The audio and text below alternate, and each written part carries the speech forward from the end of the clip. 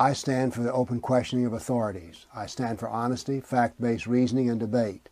I oppose all censorship, including hate speech laws. I reject name-calling and insults. I am Bill Warner.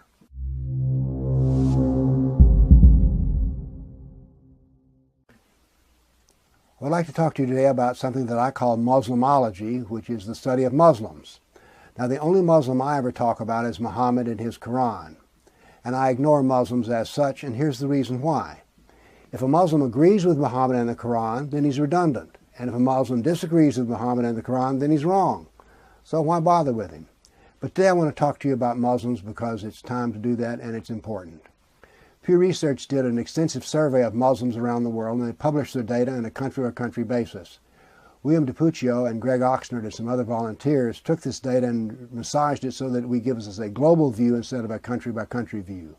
It's like taking an X-ray of world Islam, and there are some astounding results. The first item they studied was, what is the devotion of Muslims worldwide? 40% of Muslims say that they practice the Hadith and the Sunnah of Muhammad. This means that 60% are not fully practicing Islam, so they're not fully practicing Muslims. So if you ask a question of a random Muslim, the odds are he's just going to give you an opinion because he doesn't practice most of Islam. First data point, 69% of all devout Muslims favor Sharia for national law. Do you know what this means? This means that the Muslims who are coming to America will one day want Sharia law for America. And Sharia contradicts human rights and the U.S. Constitution and women's rights. Here are some of the punishments that come with Sharia: stoning, lashing, amputation, crucifixions, and death for apostasy. The Sharia violates human rights and our Constitution. There's no religious freedom, there's no freedom of speech, there's no equality under the law, and no individual rights, and no gender equality. A third of devout Muslims think that the Sharia should apply to the kafir, the non-Muslim, as well. If a kafir offends Islam, then they can be executed by assassination. Kafirs cannot blaspheme Islam or even voice an opinion that offends Muslims.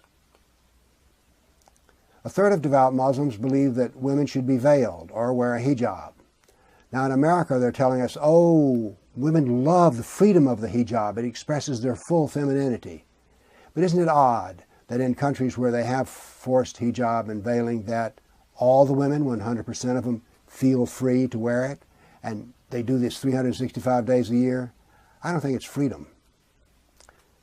A third of devout Muslims think that honor killing is proper and just. Now the Sharia does not advocate honor killing, but it also offers no penalty if you do so. 17% of devout Muslims think that killing kafirs is justified to defend Islam.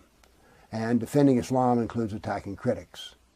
Muhammad repeatedly killed artists and intellectuals who opposed him. A famous hadith: who will kill Ashraf, who has offended Allah and his Prophet? I will, Muhammad, but I will need to deceive him. Do so. Ashraf was a Jewish poet. He wrote a poem about Muhammad he didn't like, and so he was assassinated. A third of devout Muslims believe that the modern world is not compatible with Islam. Their solution? Change the modern world. Now, Sharia immigration is upon us in the United States and in Europe.